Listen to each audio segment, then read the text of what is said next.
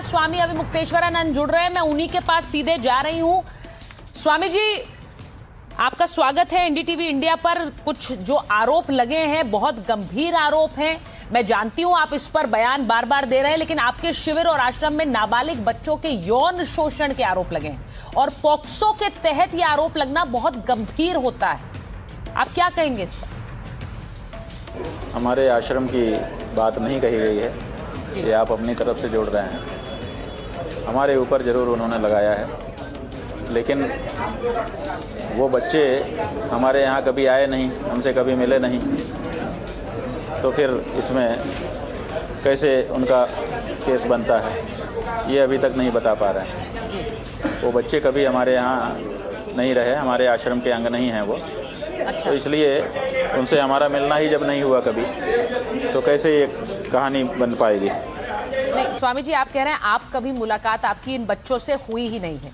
अब मेरा सवाल यह है कि कहा यह जा रहा है कि कोर्ट ने इसमें कुछ तथ्य तो पाया होगा, तभी एफआईआर के आदेश दिए हैं कोर्ट ने। ऐसा है कि अगर तथ्य पाया है तो ये बात लिखनी चाहिए थी ना, जज को अपने ऑर्डर में लिखनी चाहिए थी कि मैंने कुछ तथ्य पाया है। जज तो कह रहा है कि हमने पुलिस इंक्वायरी कराई, उसके आधार पे कर रहा हूँ। तो पुलिस इंक्वायरी कराई, जज ने तो अपनी तरफ से कुछ देखा ही नहीं है और कह रहा है एफआईआर दर्ज करो। और जब कह रहा है कि पुलिस इंक्वायरी करा ली, इंक्वायरी कराने के बाद एफआईआर होता है। एफआईआर का मतलब होता है प्रथम सूचना रिपोर्ट। तो जब आपने पहले इंक्वायरी करा ली, अब वो प्रथम सूचना कहाँ रह गई? प्रथम सूचना अलग वस्तु होती है, इंक्वायरी के बाद प्रथम सूचना होती है।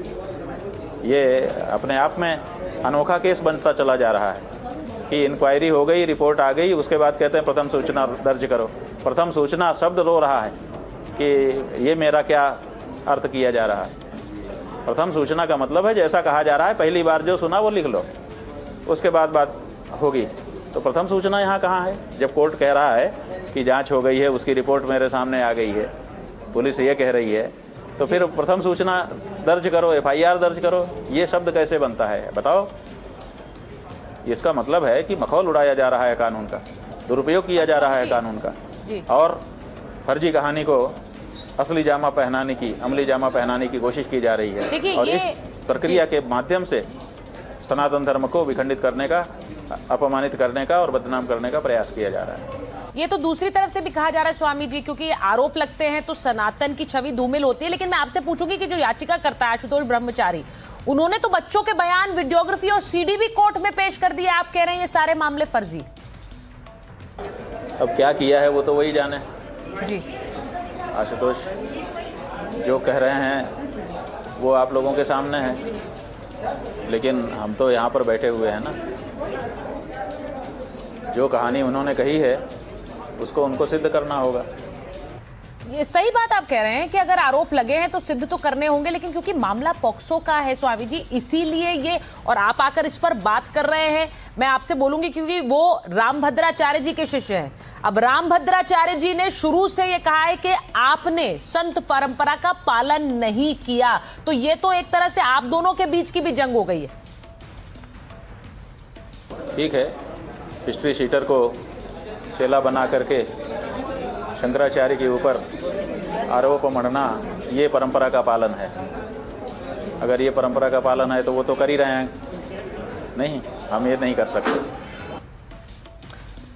ये जो आशुतोष ब्रह्मचारी हैं जिन्होंने आप पर आरोप लगाए हैं, उन पर आप भी बहुत सारे सवाल उठा रहे हैं, लगातार उठा रहे हैं।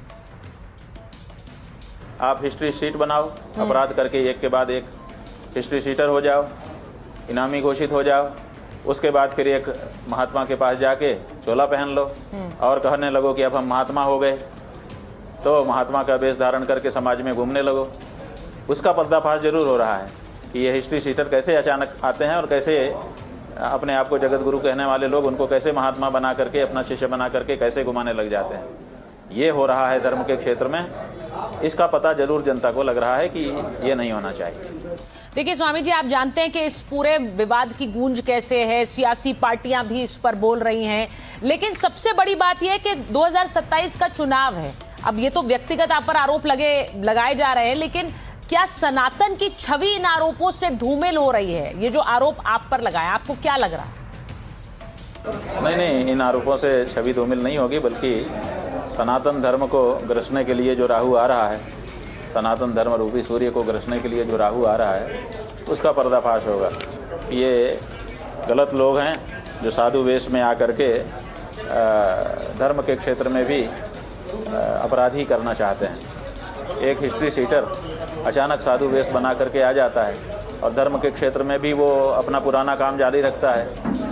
ये जनता को कम से कम इसी बहाने पता चल रहा है। स्वामी जी, आपने जो बातें रखी हैं, मैं बस ये कहूंगी कि अब इस पूरे मामले में अभी तो जांच शुरू हुई है, लेकिन और आप बार बार कह रहे हैं आप सहयोग भी करेंगे। अब इस मामले में आपकी टीम बेल के लिए भी गई है, ये भी बड़ी बात है, लेकिन सबसे बड़ा सवाल ये है कि क्या ये साजिश है, जैसा कि आप बार बार कह रहे हैं कि एक सियासी साजिश है। बहुत बहुत धन्यवाद हमसे बात करने के लिए। मैं अपने मेहमानों के माइक ऑन करूं उससे पहले कुछ सवाल। शंकराचार्य की क्या कभी भी गिरफ्तारी हो सकती है? यही वजह है कि वो हाईकोर्ट गए, उनकी टीम हाईकोर्ट गई है अग्रिम जमानत के लिए। अभी मुक्तेश्वरानंद पर यूपी में संकट है या सियासत? शंकराचार्य बहाना है, विपक्ष का 27 पर निशाना साधना ही काम इस वक्त नजर आ रहा है, क्योंकि चाहे कांग्रेस हो या फिर समाजवादी पार्टी पूरी तरह एक्टिव है। शंकराचार्य विवाद से ब्राह्मण वोटों पर क्या असर होगा, और ये बात राजनीतिक दल समझ रहे हैं। और सवाल ये भी कि क्या 2027 तक शंकराचार्य पर ये लड़ाई चलती रहेगी, क्योंकि 27 का जो रिजल्ट है वो अहम है। मेरे साथ जो मेहमान हैं, मैं परिचय करा दूं। मेरे साथ जुड़ रहे हैं राजनीतिक विश्लेषक प्रोफेसर संगीत रागी, आप देख रहे हैं लेखक और राजनीतिक विश्लेषक शांतनु गुप्ता जी को, आप देख रहे हैं हमारे साथ जुड़ रहे हैं धर्मगुरु स्वामी उमेश पुरी जी, हमारे साथ समाजवादी पार्टी के राष्ट्रीय प्रवक्ता अनुराग भदौरिया जी जुड़ रहे हैं। इसी के साथ आप देख रहे हैं योगीराज सरकार, जो कि मीडिया इंचार्ज है स्वामी मुक्तेश्वरानंद जी के, और आचार्य राज मिश्रा स्टूडियो में धर्मगुरु मेरे साथ है, और करुणा सागर जी प्रवक्ता है कांग्रेस पार्टी के। बहुत धन्यवाद आप सबका। मैं सबसे पहले तो ये शुरुआत करना चाह रही हूँ कि ये जो पूरा विवाद है, इस विवाद में एक संत समाज का विभाजन साफ नजर आता है। स्वामी अविमुक्तेश्वरानंद लगातार रामभद्राचार्य पर आरोप लगा रहे हैं, स्वामी उमेश पुरी, और उल्टा वहां से आरोप लग रहे हैं सीधे सीधे, और क्योंकि उनके जो शिष्य हैं उन्होंने ही ये सारे आरोप लगाए हैं। ये बड़ी तस्वीर अच्छी नहीं है। लेकिन योगीराज सरकार को प्लीज स्क्रीन पर ले लीजिए, क्योंकि वो मीडिया इंचार्ज है स्वामी अविमुक्तेश्वरानंद जी के, और मैं चाह रही हूं कि वो जरा स्क्रीन पर रहें।